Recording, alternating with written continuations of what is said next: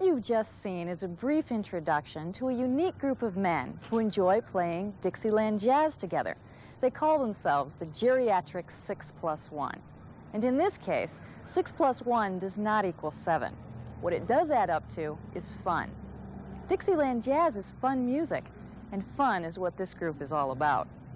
To learn more about the band and its very special members, we'll visit Maury Crane, founder of the Geriatric 6+1, in his office at the G. Robert Vincent Voice Library at Michigan State University.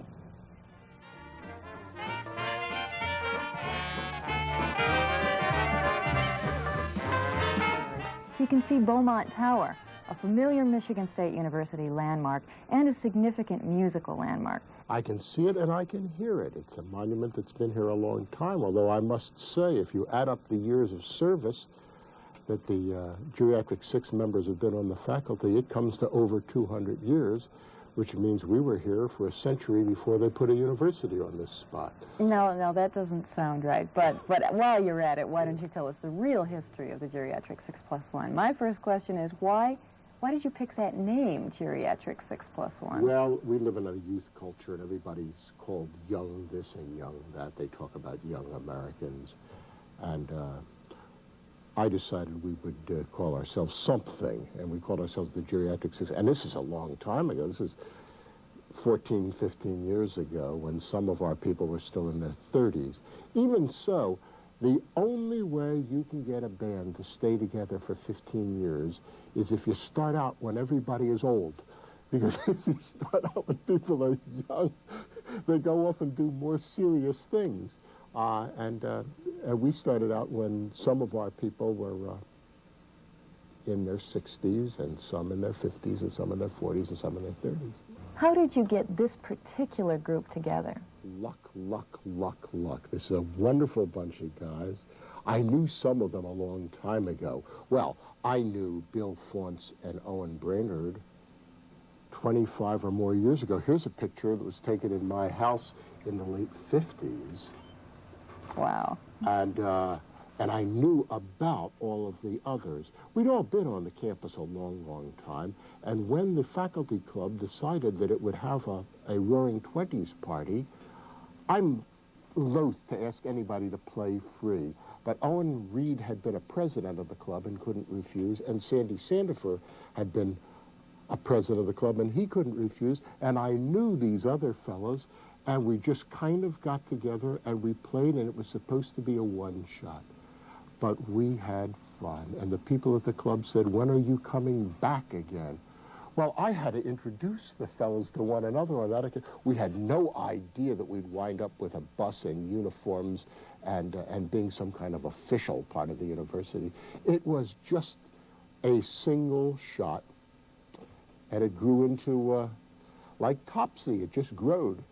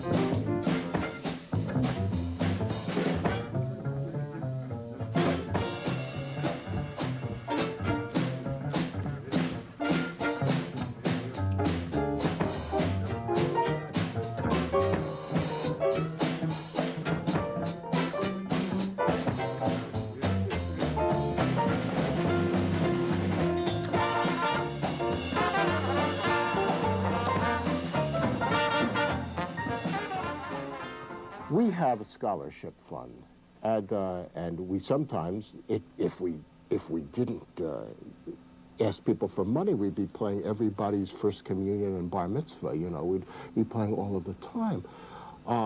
We ask for money, and we give it away. We bought a day in honor of Charlie Parker at your radio station last year. We bought a day in honor of Dizzy Gillespie. We are always auctioned off, and we play for the television station. We have commissioned several works by famous composers just for the MSU Jazz Band. We always give awards to the 2 best soloists in the jazz concert, and we have just instituted a program of recruiting the outstanding high school jazz musician to come to Michigan State.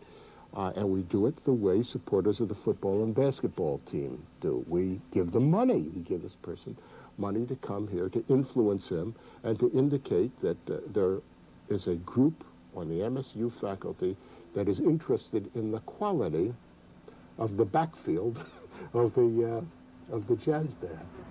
That's terrific. How much do they get? It's $1,000. So how much do you contribute to the university? When we contribute labor, it's very hard to figure out. But several years ago, we were purchased by the Mason Symphony. We have played for the Lansing Symphony, but the Mason Symphony had a fundraiser, and they bought us at auction. And that's the occasion on which we played the world's first and only, hopefully last, Dixieland version of Beethoven's Ninth Symphony. But when we did that, it's hard to tell when you get 8 people to go out and play an evening at a fundraiser what we're worth. I don't know what we're worth. I don't know what the station got, nor do I care. But I know that ever since there has been a Geriatric 6+1, we have always been auctioned off for educational television. It's a way of saying we believe in you. The recent anniversary of WKAR-TV was an event made to order for the Geriatric 6+1. The band helped the station celebrate its 30th birthday by playing aboard the Spirit of Lansing on the Grand River.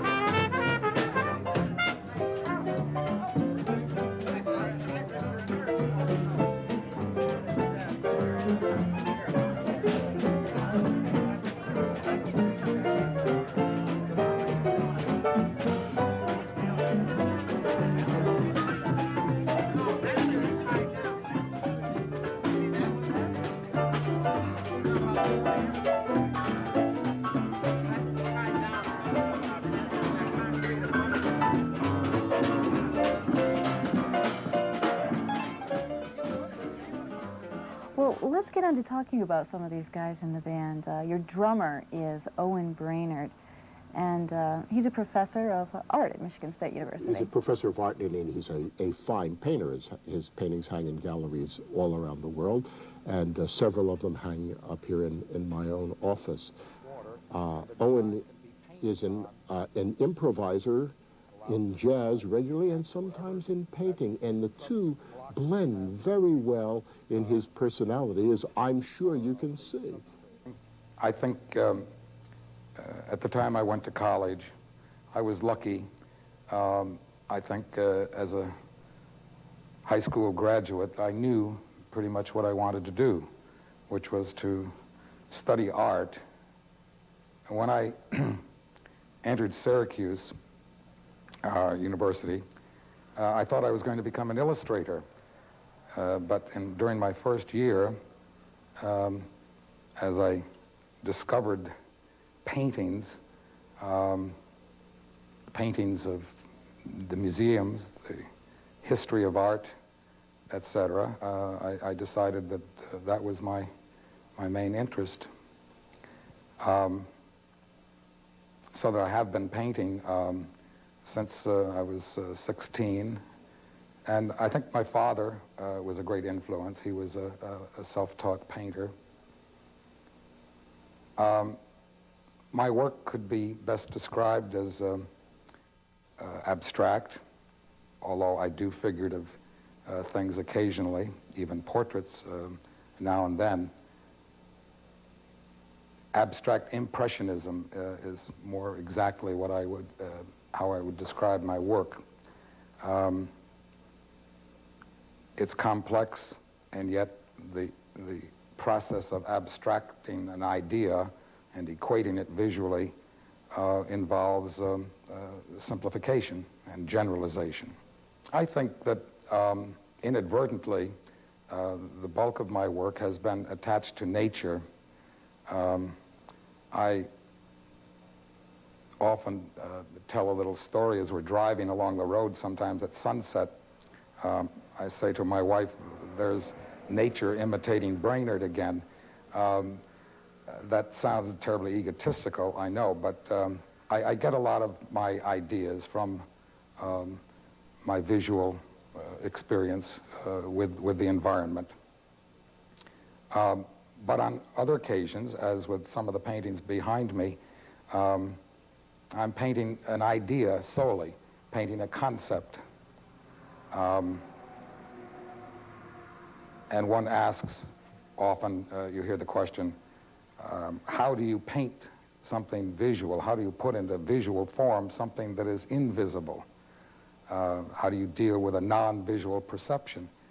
And of course, that's a question that is really unanswerable, and yet the trained artist realizes that it is possible.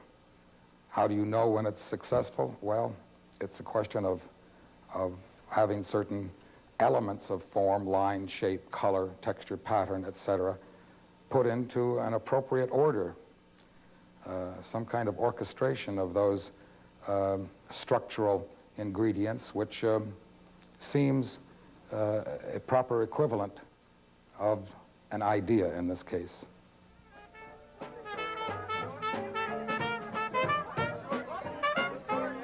Let's go on to your trumpet player, one of your trumpet players, Bill Frantz, professor of sociology at Michigan State University. And former head of the sociology department and a former president of the North Central State Sociological Association and author of many articles and a couple of great books, great textbooks, so well received around the world that they appear now in 6 languages, including Japanese. If you look at the general measures of occupational achievement, they just don't relate very highly to measures of self-esteem.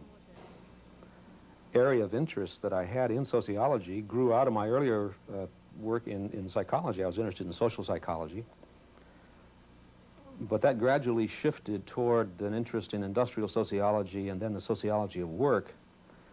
I did some research on technological change and the effects of automation. I still have an interest in that area. for the past 10 years or so, the major professional concentration has been on the things that make work important to some people and not so important to others. And more specifically, what I'm doing is trying to explain why it is that work is really critical to the self-esteem of some people, and other people, for other people, work seems to have very little to do with how they feel about themselves. So I'm trying to explain that difference, and I'm just finishing a book that provides at least a tentative explanation of that.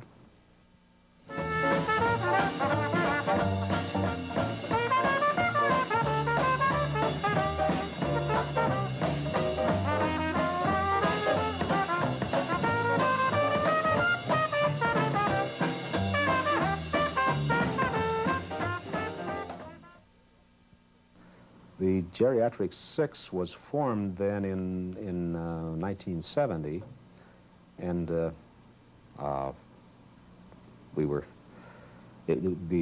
group that was asked for on that occasion was the Dixieland group, and that was the one that was formed, and it was so much fun playing. Dixieland is it's music which is less complicated than a lot of other kinds of music, and less complicated than the music that I'd been playing before. I was a bebopper. But the music is fun to play, and it's music that I think brings out the hammer in the musicians, because so many people enjoy it, and it's fun playing and having people enjoy so much what you're doing. And there's still the opportunity for being creative while you're playing Dixieland. I mean, what we do every time we play a tune is each of us takes a chorus improvising on the chord pattern that fits the melody of the tune that we're playing. So that's the creative and interesting part, I think, of playing Dixieland, although the in and out choruses where we're playing all together are the things that I think people enjoy most, and they're fun to play too. Bill Faunce was very young when he became interested in the trumpet and in jazz, and so was our other trumpet player. That's Wally Keller. That's Wally Keller. Wally was in fourth grade when he started playing with the high school band in the unbelievably named town of Hicksville, Ohio. He was a musical prodigy who grew up to be a very famous veterinarian. I watched Dr. Keller working at MSU's veterinary clinic, and then asked him why he chose veterinary medicine as a career. That's an easy answer for me, because I was born and raised in a veterinary practice. My father was a veterinarian in a small town in Ohio, and as a child I grew up wanting to get in the car and ride with him to the farms, because he did mostly farm practice. And as I got older, he got more into animals of other species, dogs and cats, and I just really enjoyed working with animals and going on the farms with my father, and veterinary medicine to me was a real joy. And I really felt that most all of my life, one of the things I certainly wanted to think about the possibility of doing the rest of my life was veterinary medicine. We have to manipulate the animal's head instead of manipulating the equipment after placing the animal's head firmly in the machine. We can't ask the animal to look up, look down, look in, look out. So we have to be able to handle them and manipulate them, and obviously this puts you in a little bit of a vulnerable position, but miraculously I've yet to have a bite from an animal that I've been examining on the slit lamp. I had a number of things that I enjoyed doing. One, I guess, was music. I had played in bands all my life. I played in bands to help work my way through college, and I enjoyed it. And there was some bit of decision making as to which direction I wanted to go, choosing veterinary medicine over music as trying to do that as an avocation. So I got close to graduation, and the job opportunity came up, and one of my instructors said, the kinds of things you like to do, you ought to look for a different environment than Hicksville, Ohio, which is my home. And he assumed that they didn't do all of these grand things in Hicksville that they do in places like Michigan State University, and obviously that's to some degree true.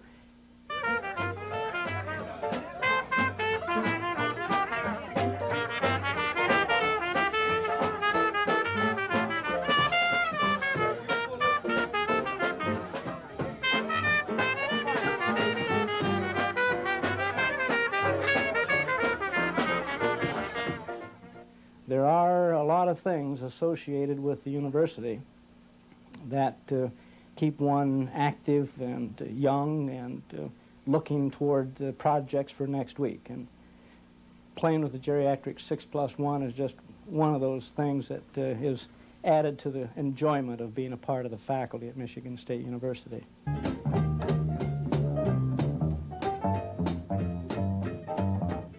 Tell us about Jim Smith now, your bass player. Jim Smith doesn't have to combine two careers. He's a bass man through and through. He's the principal bassist with the Lansing Symphony and the Jackson Symphony, and he plays with the Fontana Chamber Orchestra, and he's a professor of music and a great musician.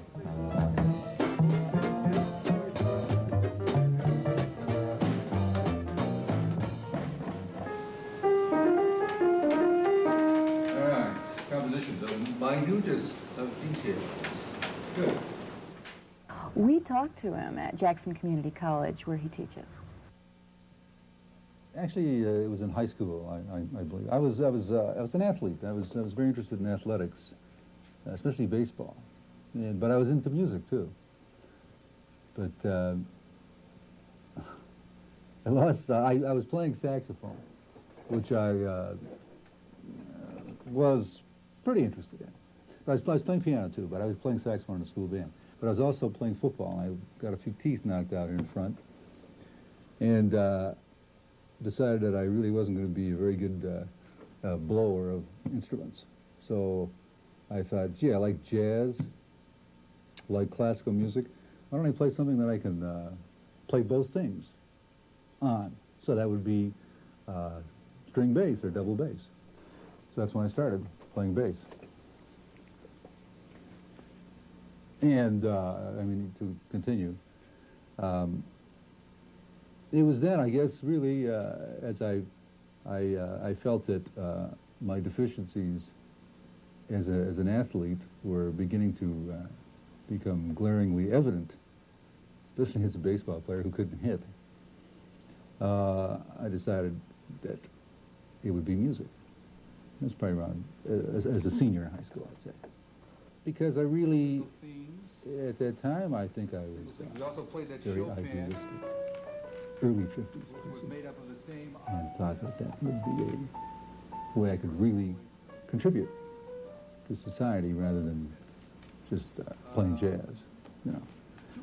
And as a teacher, I could do that, teach, and also, in my spare time, play, too. Play jazz, play whatever I want to play. So you had two worlds, two really different worlds. And it gives you a great diversity in your life rather than just doing one thing. And I've always enjoyed that dichotomy of work, teaching and performing. Then it came back and did the same thing. It started the same way. But what Mr. Mancini does is he takes a little section at the end that's different, and that's his B part, or that's his different part. So like you have a picture in your book of what, the United Nations building, and you have a long section, then you have a high section. Well, if I wanted to represent that architectural thing musically as far as form, let's do it architecture. I would say that Mancini in Moon River has a long A section. It's so long he even repeats it. And then he has a little bit of a B section on the end. That's what he really does. And you were right when you said that. What about your trombone player, Don Thornburg? Well, Don was another prodigy. Before ever coming to MSU as a student, he played with the Stan Kenton and Ralph Martiri orchestras. He got here just in time to go to the Rose Bowl, the one that we played on January 1st of '57. By the time he was a student playing at the Rose Bowl, the rest of us were already on the faculty.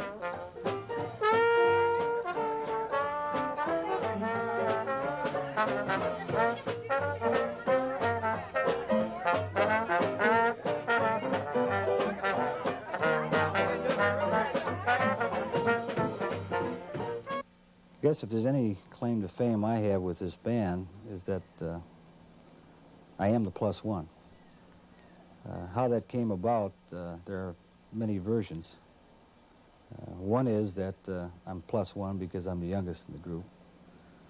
Another version is that I'm that +1 because I'm not on the faculty.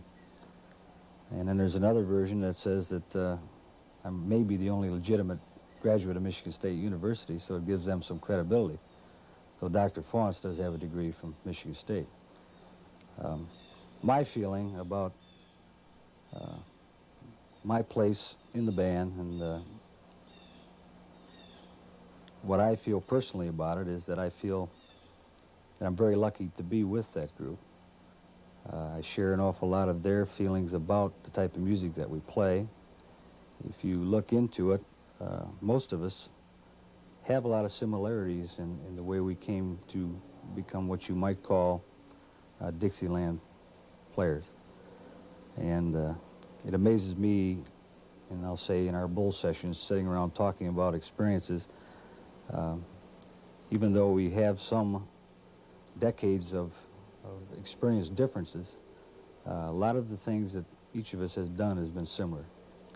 For instance, joining bands to work our way through school. Getting into bands because we wanted to be able to get into certain kinds of events and the shows. And above all, to be able to go out and play and make some money. They're all common kinds of things, but being the +1, to me, has always been a thrill and an advantage. And I hope I haven't caused any of the rest of the members of the band any difficulty in explaining that.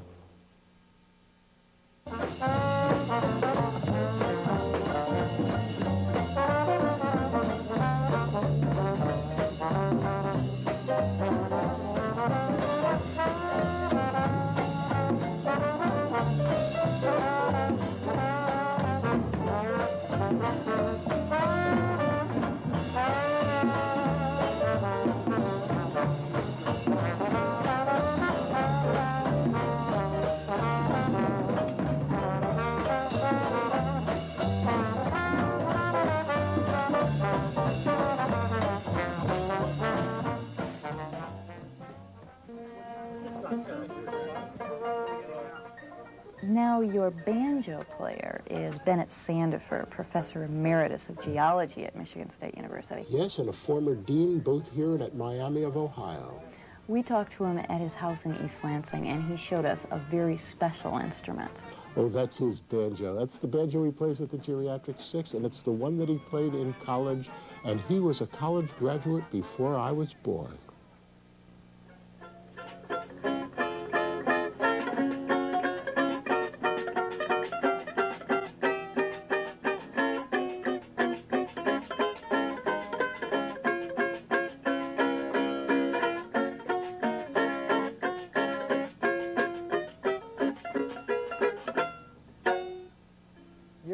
In where this banjo came from. So this is an antique, literally. I bought it in California in the summer of 1924. And it was quite the rage in those days this was kind of the Steinway of the banjos, because it had a very sharp, brilliant tone that would cut through the bands in those days to pronounce the rhythm all the time. Since we didn't have amplification in those days, there was some need for a snappy rhythm to be in there all the time, and most of us had lights in the air. I have some lights that go in here, and these lights would keep this banjo taut. And in so many pavilions where bands played, like out at Lake Lansing there, it'd be damp in the evening, but with the light in there would keep the banjo warmed up, and the banjo would always come bouncing out there. And they were treasured. Nowadays, you can amplify them with a big amplifier down there, and everyone else is amplified, so it doesn't matter that much. But that was the origin of these banjos. This is the same kind of banjo that the banjo player that played with Paul Whiteman in the early 20s played this type of banjo. And when I graduated from college, I put it in the case and didn't take it out for 40 years. And it was in awful shape. And I got it back together again when the Geriatric 6 started its ventures around the campus. I think our college career was really quite interesting. But we had a small group of boys that didn't have any money. And we found out that if you could play an instrument, get together, because there were so many dances and people wanted you to play, that you could make your way through college in a dance band much easier than you could make it in any other way. Waiting tables or washing dishes or what have you. And between my high school and college, I developed this little talent that I had for music and got with a vaudeville band. In those days, most all the talent went cross-country playing vaudeville stages. There was no TV, not much radio, and to see people playing was a great thing for these communities. And so I got a job with one of those outfits and chased around over the United States for a period, and then decided that this was not exactly the thing I wanted to do for life. Then I went back to the University of Kentucky at Lexington, and there I organized this band, which put us through school. And you ask about the playing. We'd play all the fraternity, the sororities, the organization, tea, dances, military hops. And then we were very, very fortunate, I would think, in that we got a job playing on an ocean liner one summer, leaving New York and playing over to France, and then getting off in France, and then staying there for a number of weeks, and then playing on the ocean liner coming back. But while we were in France, we played at a casino, a gambling casino on the north coast of France near Deauville. We spent the summer playing at that, and which was profitable as well as fun. And we came back, of course, we were the band that had played in Europe for the summer, which kind of upped our stock a little bit on the campus, and we found jobs rolled in pretty well. And that gave us the idea. And so I rode out to the West Coast and contacted one of the steamship companies out there and made a deal with them. And we got a job playing all summer on the Pacific as a ship's orchestra. We didn't get off. We were just in these various towns, and that was a thrill. Owen Reed plays piano in your band, Professor Emeritus of Music at Michigan State University. Yes, he used to be a trumpet player. He plays the piano very well, but his job as a musician is a composer, and he has composed operatic and symphonic works. He's won a Guggenheim. He's won every possible kind of recognition. He's the man who writes arrangements for our jazz band, but he is one of America's preeminent serious composers. I think in various ways you're influenced to some extent by the kind of a piece you're going to write. It might be an exciting kind of a piece you want, which calls for a different kind of a configuration to start with, or it may be a quieter, more lyrical piece. I sometimes will improvise a little at the piano to get ideas. Sometimes I will work completely away from the piano with musical ideas.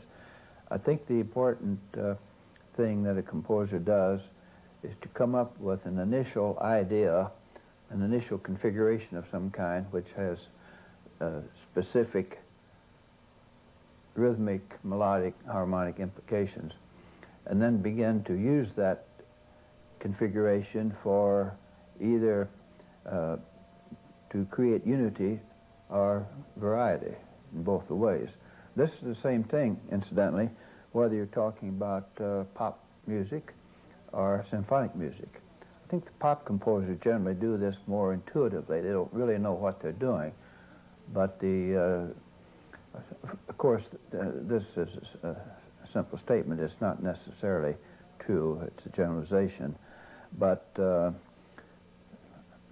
one thing occurs to me, you can take a simple little four-note motive. I illustrate this with a pop tune. You might start off with that. Think, what can you do with it?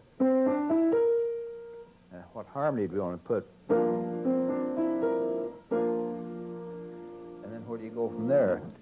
You move on to something that's almost identical. And where do you go from there? The same thing at a different pitch level. And so you end up harmonizing that. The harmony is pretty much implied in the melody, but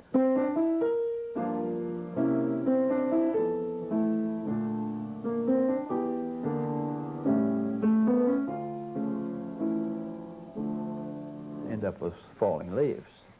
And so many, practically all of your pop tunes have a basic configuration. And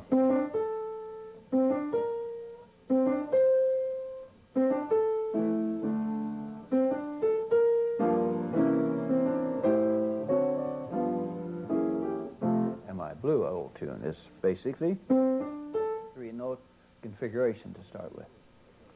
And the Bartók did a lot of this motive kind of composing. In his music, you can find configurations of this type that are used in various ways, rhythmically changed and harmonically changed in his music throughout.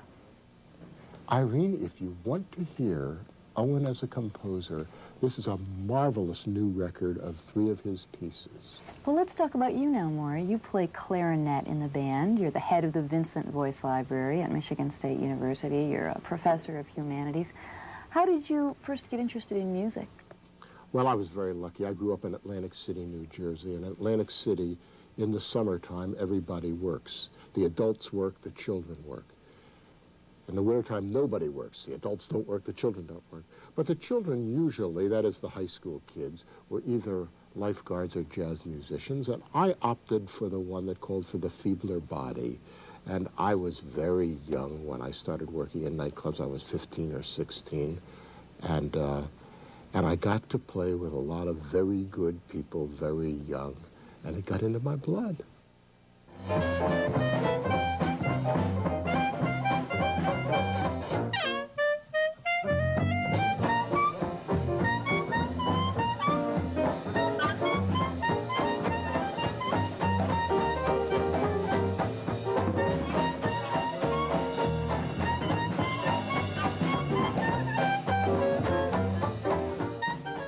Well, then there's your work here at the Voice Library. Oh, well, that's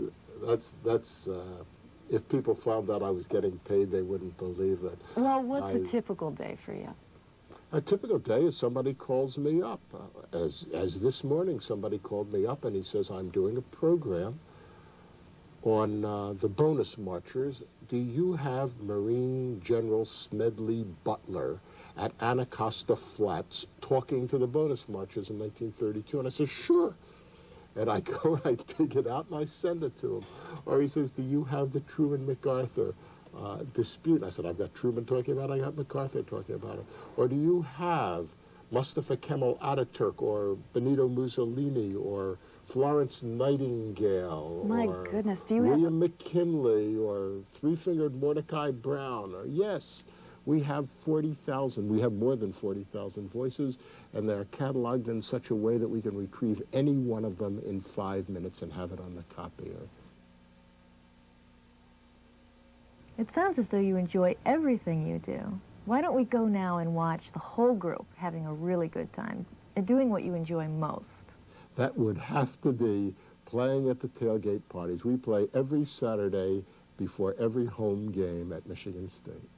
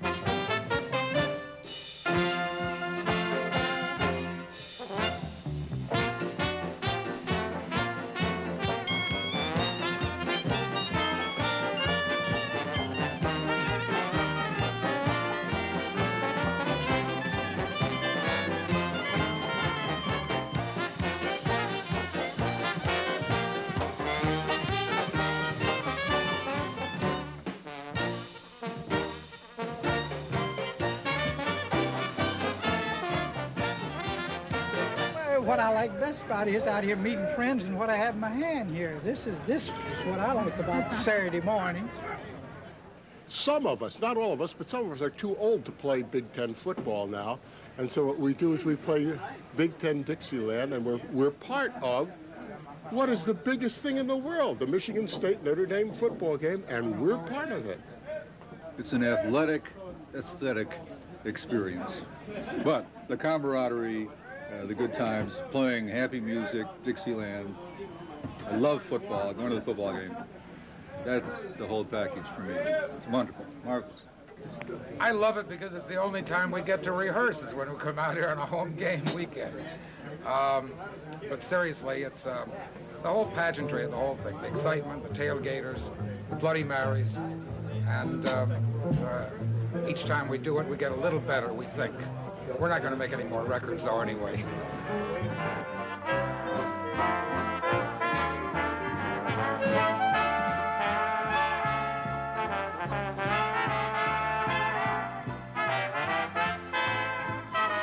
You never know when the Geriatric 6+1 will turn up and tune up. They were playing at the riverside when two of Lansing's native sons paddled home from their world record canoe trip around North America. Their scholarship money ends up in the pockets of aspiring MSU jazz musicians. The lively sounds of the Geriatric 6+1 are likely to be heard at a variety of MSU-related benefits and events. They love their music, all right. But after a while, one gets the impression that their music is just an excuse for having fun and doing good deeds. The Geriatric 6+1, self-appointed, unofficial cheerleaders for Michigan State University. From the campus of Michigan State University, I'm Irene Doyle.